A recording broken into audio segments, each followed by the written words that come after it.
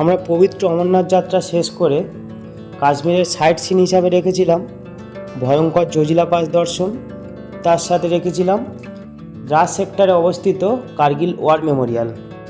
চলো তাহলে দেরি না করে আমরা ঘুরে দেখি Kargil war memorial, Zojila pass আর দাস ভিলেজ। আমাদের গাড়ি আগে থেকেই বুক করা ছিল, গাড়ির ড্রাইভারের নাম আর ফোন নাম্বার আমি শেয়ার করে দিচ্ছি একটু পরে এই ভিডিওতেই।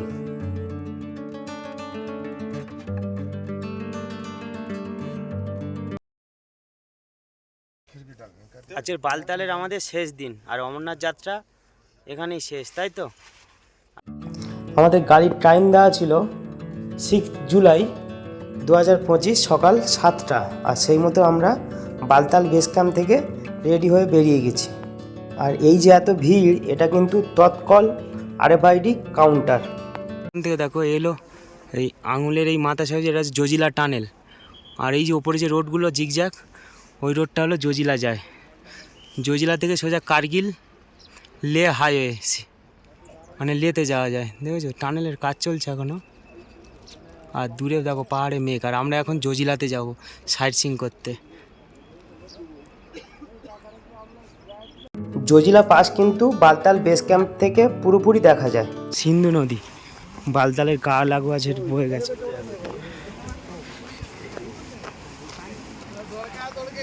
বুঝেছো? আর আমরা এখন যাচ্ছি জজিলাতে। বালতাল থেকে বেরিয়ে গেছি, আর এত জ্যাম লেগে গেছে কনভয়ের জন্য, তাই হেঁটে হেঁটে যাচ্ছি। এই দেখো পাহাড়ি কী সব ফুল, নাম না জানা, দেখো ফুটে আছে। আমরা সেই বালতাল থেকে হাঁটতে হাঁটতে মানে এত জ্যাম লেগেছে, দেখতেই পাচ্ছ। গাড়ি ড্রাইভার বললো যে 3 নম্বর পার্কিং আসো বালতাল থেকে, মানে হেঁটেই যাচ্ছে, এখনও 3 নম্বর আসলো না। আর ওই সামনে দেখো জজিলা টানেল দেখা যাচ্ছে। এই জজিলা টানেল চালু হয়ে গেলে মানে জজিলা ওই ভয়ঙ্কর রাস্তা আর ক্রস করতে হবে না।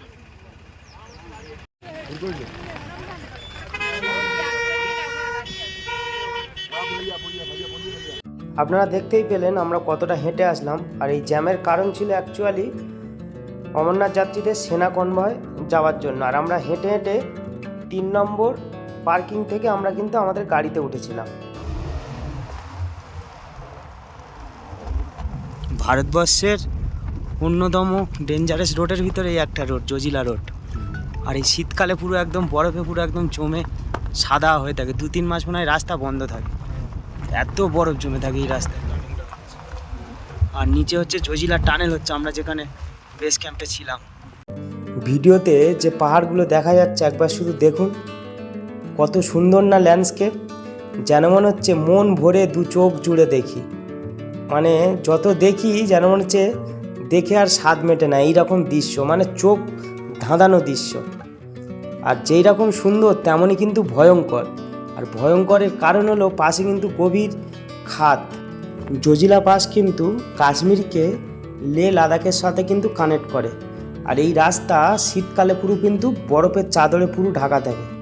তখন কিন্তু ড্রাইভার যেমন বলছিল গাড়ি চলাচলের কিন্তু প্রচুর সমস্যা হয়, এমনকি নাকি মাঝে মাঝে বন্ধও থাকে, এতটাই বরফ পড়ে। পাশের এখানে রাস্তার ধারে দেখো পাথরগুলো কীভাবে ঝুলছে মাথার উপরে খাড়াইভাবে। এই জজিলা পাস ভয়ঙ্কর হওয়ার এটা একটা কারণ, মানে যখন তখন এই পাথর ধসে ধসে নেমে যায়। দেখছো পাথরগুলো কীভাবে সব আছে। আর এই রোডে যাবো না, কত বড় বড় সব ট্রাক চলছে।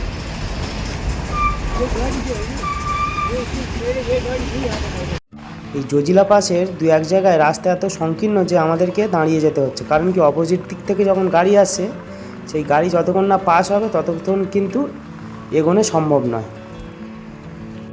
রাস্তার ধারে এই যে গ্লেসিয়ারটা দেখো, বিশাল বড় কিন্তু বরফের একটা চাঁই। আর এই বরফ গলে গলে কিন্তু জল দেখো রাস্তার ওপর থেকে ছোট্ট একটা ওয়াটার ক্রসিং করেছে। আর এখানে কিন্তু রাস্তাটা একটু খারাপ মতন ছিল, খারাপ বলতে ভালোই খারাপ ছিল। দেখো জজিলার এখানে দাঁড়িয়ে আছি, গাড়ি যা ওদিক দিয়ে গাড়ি আসছে, তাই দেখো জজিলার ভিউ দেখো চারিধারে শুধু পাহাড় আর পাহাড়। সামনে যে রাস্তাটা আসছে সেই রাস্তাটা একবার শুধু ভালোভাবে দেখুন কেমন, মানে মানে রাস্তাটা এমনভাবে কেটে বানানো হয়েছে যে বিশাল বড় বড় পাথরের আস্তরণ পুরো একদম মাথার ওপরে ঝুলে আছে, মানে খুবই ভয়ানক। আমাদের সত্যি এখান থেকে যখন ক্রস করছিলাম খুবই ভয় লাগছিল। এমনিতেই এই জায়গাতে কিন্তু পাথর যে কোনো মুহূর্তে কিন্তু খসে পড়তে পারে, তাই এইসব জায়গায় কিন্তু না দাঁড়ানোই ভালো। মানে যত তাড়াতাড়ি সম্ভব এই জায়গাগুলো কিন্তু ক্রস করে এগিয়ে যাওয়াই ভালো।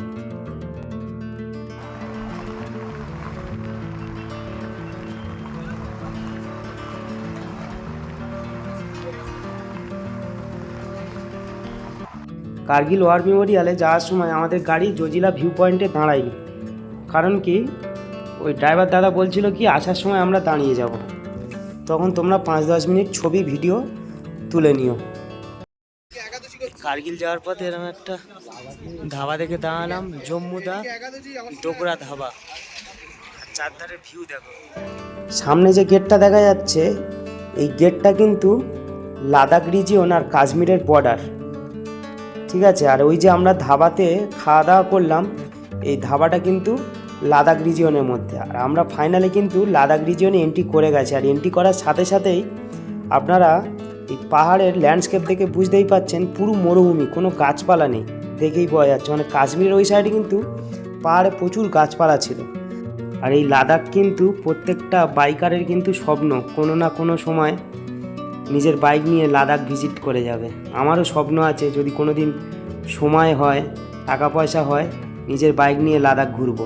যাই হোক, আমরা ফাইনালি কার্গিল ওয়ার মেমোরিয়ালে এন্ট্রি করে গেছি। আর এই কার্গিল ওয়ার মেমোরিয়াল কিন্তু দ্রাস সেক্টরে।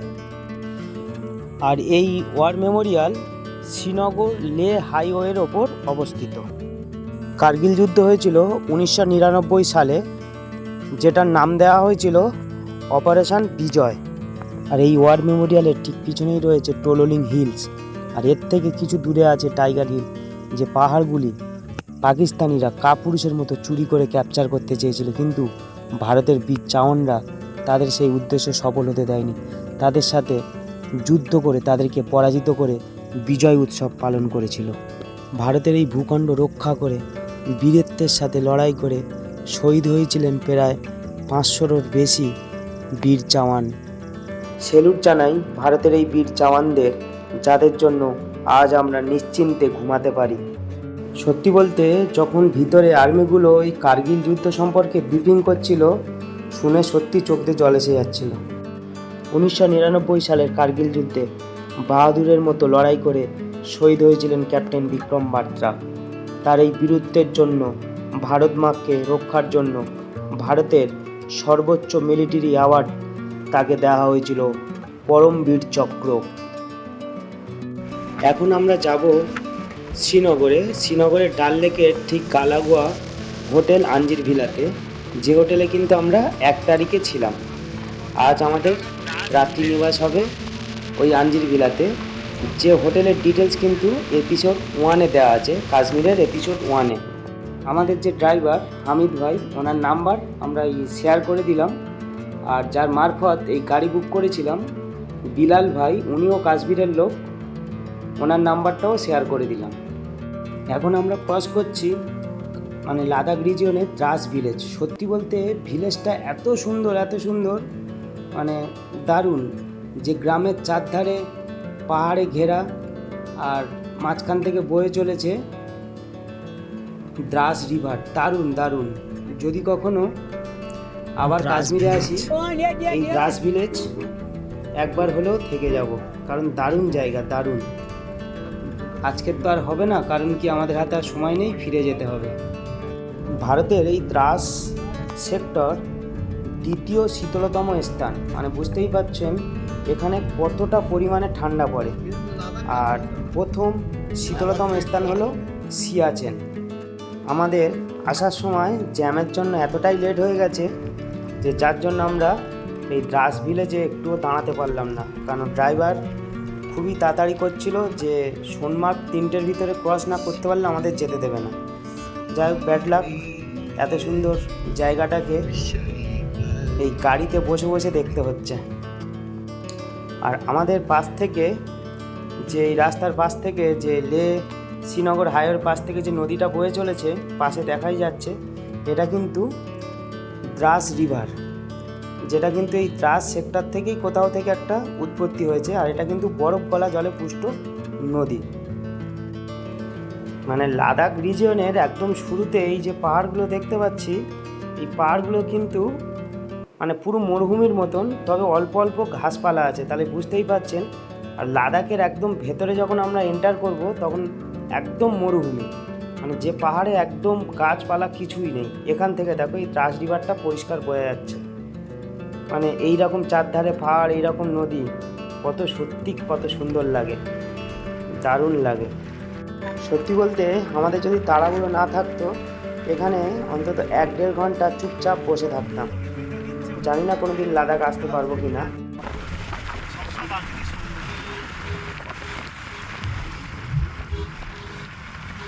পান্ড্রাস ভিলেজ ক্রস করছি। এটা হলো লে ঢোকার আগে ওই চেক পয়েন্টে চেক করার পরেই ভিলেজটা আসে, পান্ড্রাস। এখানে হোটেল দেখলাম না, কোথায় সব আছে, সব জায়গায় থাকার ব্যবস্থা।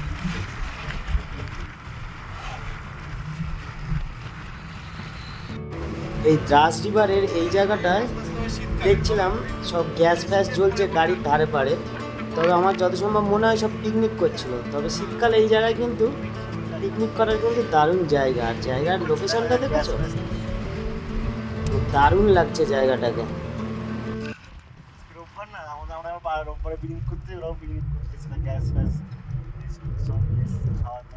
এইরকম জায়গায় বসে পিকনিক করার মজাই হওয়া। মতিয়ান ভিলেজ, এই মাতায়ন ভিলেজের এই জায়গাটায় এইসবগুলো যত সম্ভব মনে হয় ধান চাষ হচ্ছে।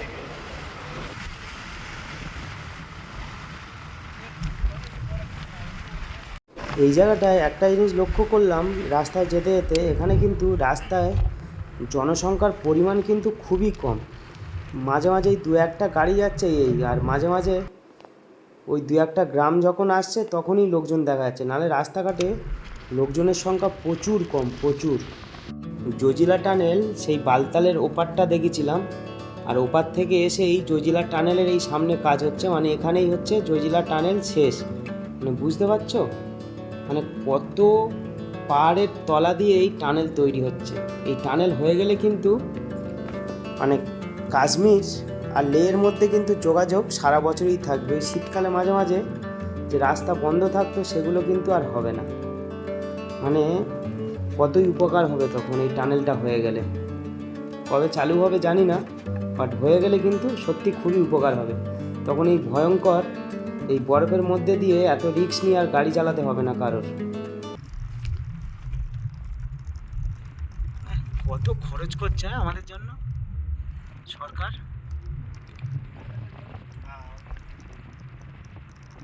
আমার সামনে যে কাজ হচ্ছে ওই যে জজিরা টানেল। এখন ফেরার পথে আবার এই জজিরা পাস ক্রস করছি, আর সামনে গিয়ে জজিলা ভিউ পয়েন্ট গাড়ি কিছুক্ষণ দাঁড়াবে আমাদের গাড়ি।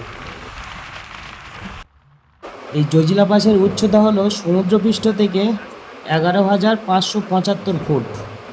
বুঝতে পারছো কতটা উঁচু এই পাস, অনেকটাই উঁচু।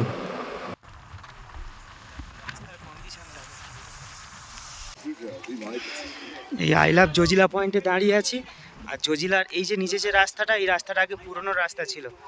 এই রাস্তাটা আগে খুব ভয়ঙ্কর ছিল, আর ওদিকে ওই নতুন রাস্তা, সেই ট্রাক ফাঁক আসছে, দেখো কত ভয়ঙ্কর রাস্তা।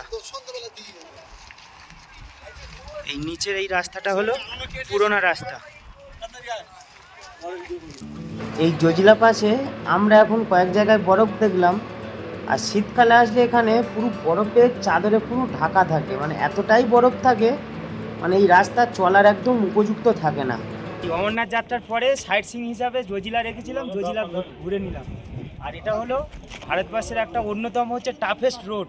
আর এই নিচে আগে পুরনো রাস্তা ছিল, যেটা এখন বন্ধ হয়ে গেছে, খুব কঠিনতম রাস্তা ছিল, আর এখন এই ওপরে ভালো রাস্তা হয়ে গেছে।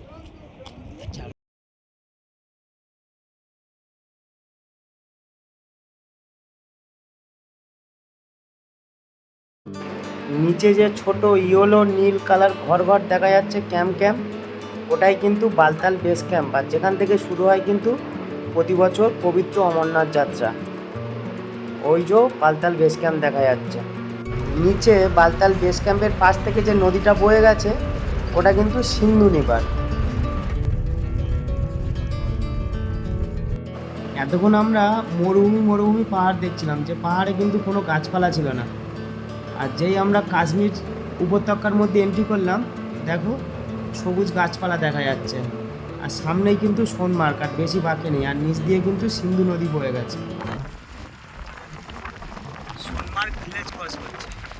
সোনমার্গের ভিলেজটা দেখো কেমন, একদম না সোনমার্গ ভিলেজ। দেখো সোনমার্গে সব কত হোটেল টোটেল এখানে আছে। দেখো সোনমার্গ ক্রস করছে।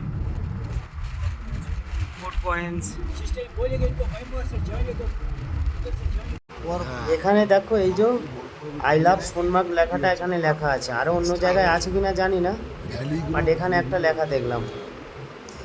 আর এই জায়গাগুলো এখন দেখো বরফ দেখতে পাওয়া যাচ্ছে না, দূরে দু একটা পাহাড়ের মাথায় বরফ দেখা যাচ্ছে।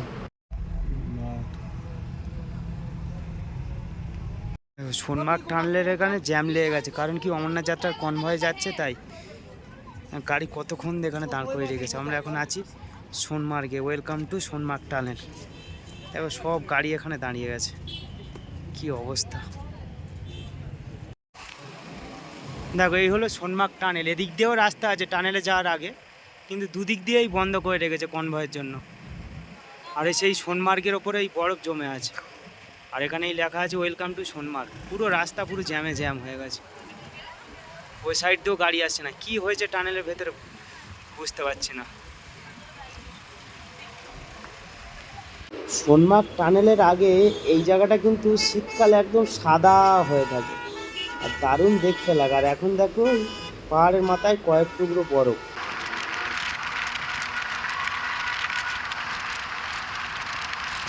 সোনমার্গ টানেল ক্রস করে বেরোনোর পর কিছুটা আসার পরে এইরকম ভ্যালি দেখতে পাওয়া যাচ্ছে, যেটা পুরো পেহেলগাঁওতে এইরকম আমরা দেখেছিলাম। পুরো পেহেলগাঁওর যে ভ্যালিটা আছে, পেহেলগাঁও ভ্যালি, ঠিক এই রকম একদম হুবাহু ওই রকম দেখতে লাগছে।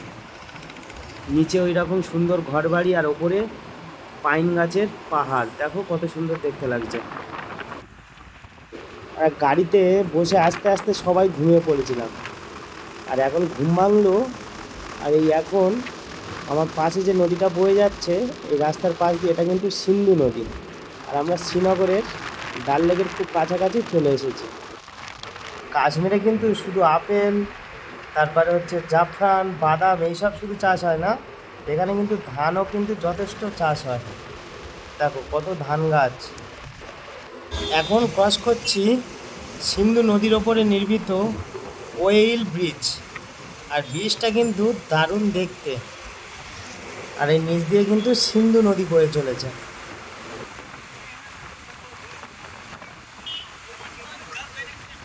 এই শ্রীনগরে যাওয়ার পথে সিন ধাবা বলে একটা জায়গা আছে, ওই শ্রীনগরে ঢোকার ঠিক 35 কিলোমিটার আগে ওখানে দাঁড়ালো, এই খাওয়া দাওয়া করলাম। আর রিভারের ভিউ দেখো, এটা কিন্তু সিন্ধু নদী। আর এখান থেকে জলটা দুভাগ হয়ে গেছে। ভিউ দেখেছো এখানকার, একদম বিউটিফুল ভিউ। সিন্ধু নদী বয়ে চলেছে, অপূর্ব দৃশ্য সিন্ধু নদীর। যেহেতু আজ আমরা আঞ্জির ভিলাতে থাকবো, আর এই হোটেলের ডিটেল আমি কাশ্মীরের এপিসোড 1-এ যেহেতু দিয়ে দিয়েছি, তাই ভিডিওটি এখানে শেষ করছি। আর সবাই ভালো থাকবেন, সুস্থ থাকবেন, টাটা।